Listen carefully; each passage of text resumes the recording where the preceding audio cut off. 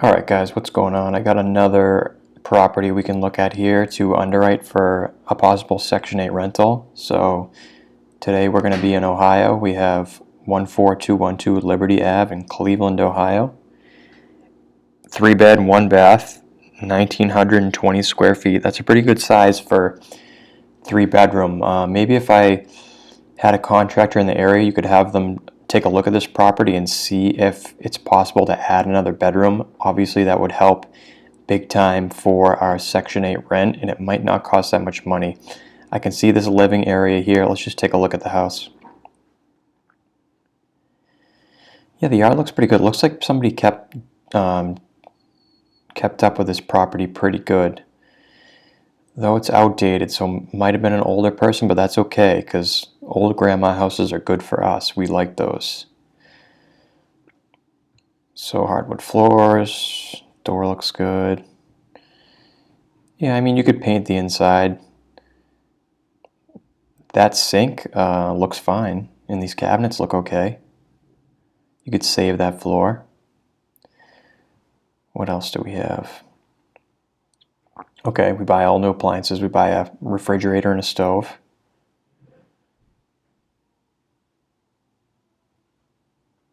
Again, maybe you could finish the hardwoods. You have to see if the hardwoods are okay. You might get away with leaving those hardwoods as they are.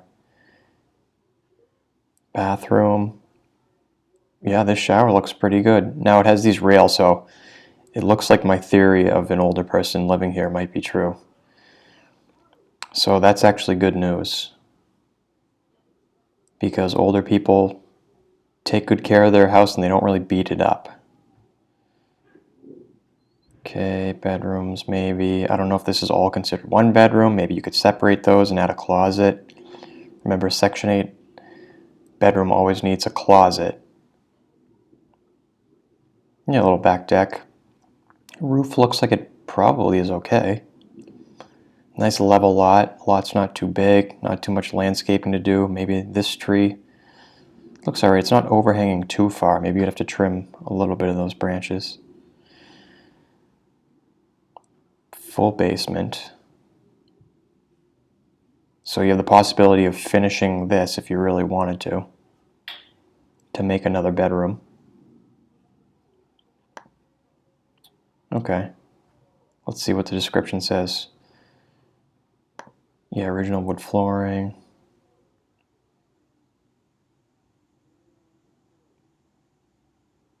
New roof in October 23. There you go.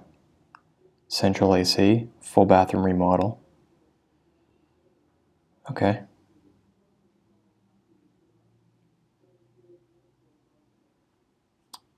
Let's take a look at street view, see how the neighborhood looks. Yep, there you go. That's probably Grandma right there. I'm guessing this was her house. Maybe she moved or moved on. We don't know. But the family is selling the house. So yeah, her house looks pretty good. These neighbors look like they take good care of their houses. That's good. This street looks pretty nice. So that's a good sign. Okay. Let's figure out what we can get for rent. So on Section 8. So 44135 is our zip code. So go to our FMRs, our HUD FMRs, small area FMR, so we can narrow down on the zip code.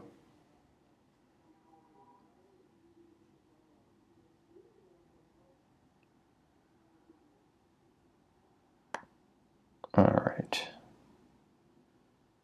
And we have Ohio.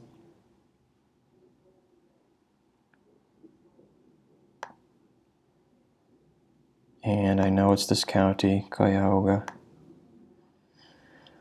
Okay, what'd we say? 44135.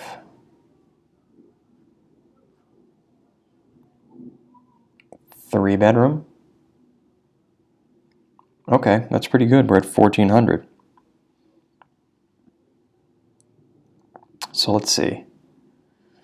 Let's see what, now let's check the affordablehousing.com market rent estimator to see if we can actually charge.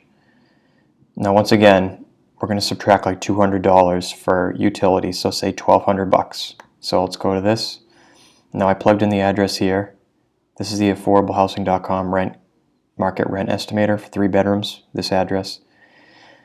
So a 0.66 mile radius, $1,279. So we can charge $1,200 for this rental. That's good. So let's go to our spreadsheet.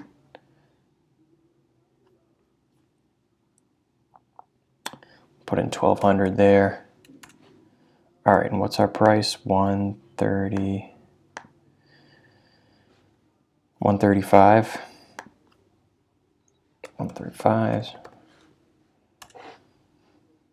Okay. Now, why don't we figure out our renovation? So, I'm probably going to do an interior paint on the whole thing. Let's see here. Okay.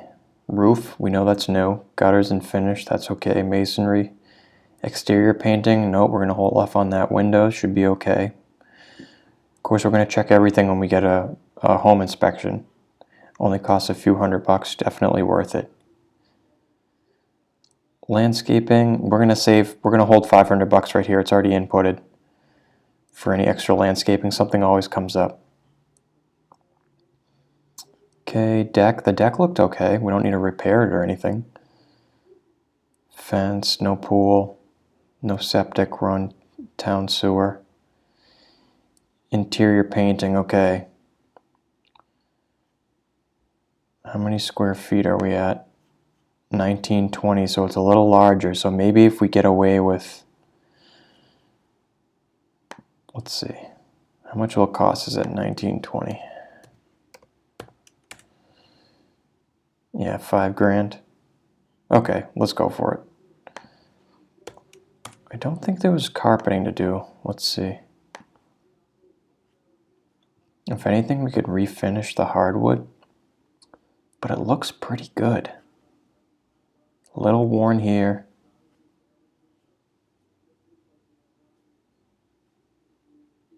Maybe up there, it looks a little bit worn. Yeah, we're definitely going to need the paint because look, this has to be touched up. Okay, so let's go back.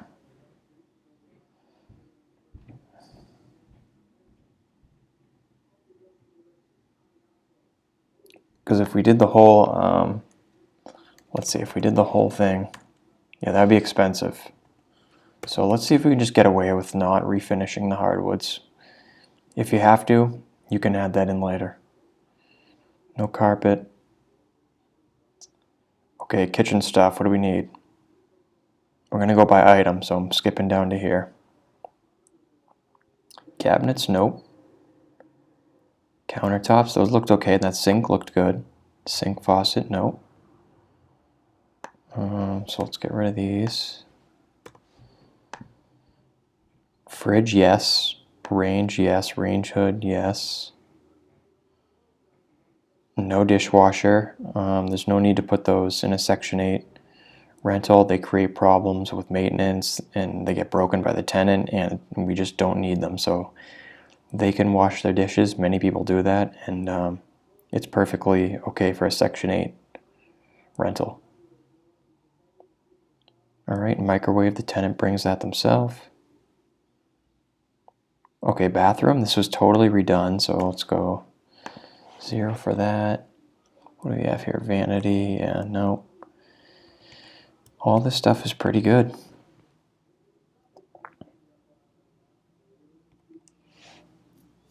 All right. Well, see, we're not going to do any of that. If you wanted to add, you see there's a little framing done in the basement. Maybe you could add that if you want. For the purposes of this underwriting, I'm going to say we're going to leave the basement unfinished with 3 bedrooms.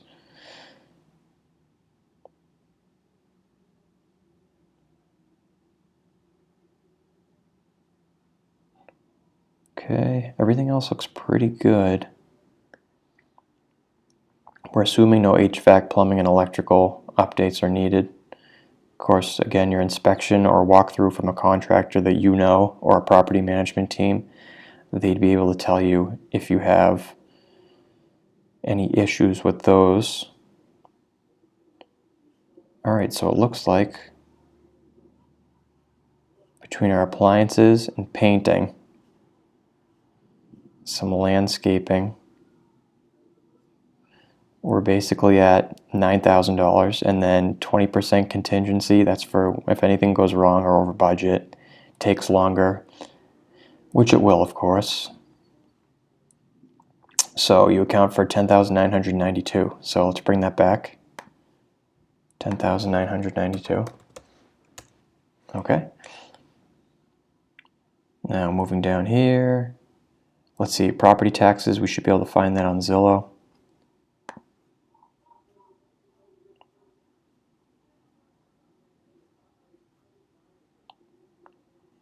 Okay, $225 a month.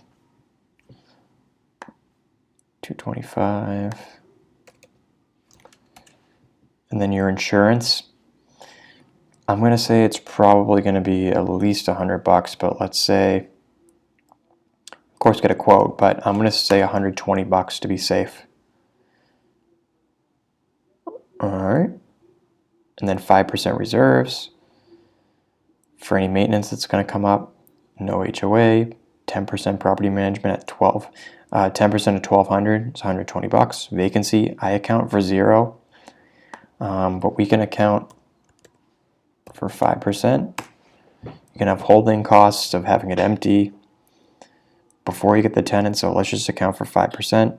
Although Section 8 is very reliable for keeping your tenant and having low vacancy, almost no vacancy, because they don't want to lose that Section 8 voucher. Okay, let's go to our type of loan. So I'm using this one right here. I've clicked include this loan. The other ones I've ruled out. They're different type of loans. I'm not going to use them right now. So say we use a conventional loan in our name. That means you're not using an LLC. You're not using a DSCR. You're getting a regular loan, putting this house in your name. And to be safe, you'd want to get some sort of landlord insurance like an umbrella policy. But you'd have to look into that yourself. But that's what we're going to do on this one. So down payment of 25%. That means at this price, I would finance $101,250 because our down payment is $33,750. Interest rate today is about 7.2% for 30 years. So that means your principal and interest for this loan is over here. It auto-filled on the spreadsheet. So $688.64. So that price is the mortgage payment plus your other expenses, property tax, insurance, your reserves for maintenance, your property management fee, and your vacancy reserve. All of that subtracted from the $1,200 of income, we're negative $73.64. So not too good. And your cash on cash would be negative 1.84. So I'll just add these in here because this is where you can keep track of it down here. So at 3 bedrooms with $1,200 in rent, your cash flow will be negative 73.64. And cash on cash, negative 1.84. So you're not losing a huge amount of money, but we're not in this business to lose money. So that's at a purchase price of $135,000 with how much rehab did we say? I think just under, 10 grand. 10,992. And a down payment of 25% at a mortgage interest of 7.2. Okay, well, what do we do in that case? Well, first things first, we can offer a lower price. So 135. What about 115?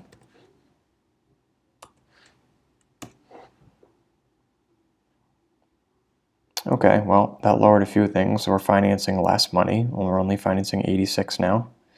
Our down payment's lowered. Our principal and interest is going to be lower. So looks like, okay, well, we're making money now, $28.38.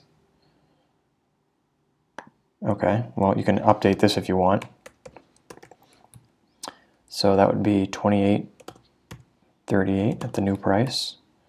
And your cash on cash, a powerful 0.8% cash on cash, but we're in the positive, and a purchase price of $115, and rehab is the same, 25% down, mortgage at 7.2. Okay, well, it looks like we're going to have to come down on price on this, or there's other ways you can tackle it. You can use a seller financing loan. They might be willing to, and you guys can play around with this. Instead of using a conventional, you can make the owner the bank, and you can provide them a down payment, and then you make payments to them with maybe a 0% interest. So if that was the case, I mean, at a 0% interest, if you're making interest only, and this is just for playing around right now, you can do it with this loan up here. And usually you'll have a balloon, you'll have to pay this off after, say, 10 years, but say you had 0% interest, right? And say it was like a 15-year loan. So now your principal and interest has changed to $479. So because you're paying way less interest, obviously you're paying nothing. You're making principal only payments. Then you're profiting $135.83, and your cash on cash is 3.82. Now, does that not work for you? It might not. Maybe you have to do 5%. In which case, maybe you have to lower the price, 100,000. Then you're barely just breaking even. So there's other ways. Say you were able to for another $10,000, so 20,000. Let's just add 20,000. Okay. Say you were able to add another bedroom. Let's see what that does. How much can we get for 4,135? So actually adding another bedroom really doesn't help you that much here. See that? $1,490. So that's really, I wouldn't even do that, because that's the highest they can go. You'd only add $90 of income, which isn't even worth it. So I would forget about that. So it looks like your option is to kind of either lower the price here or get some sort of creative finance going.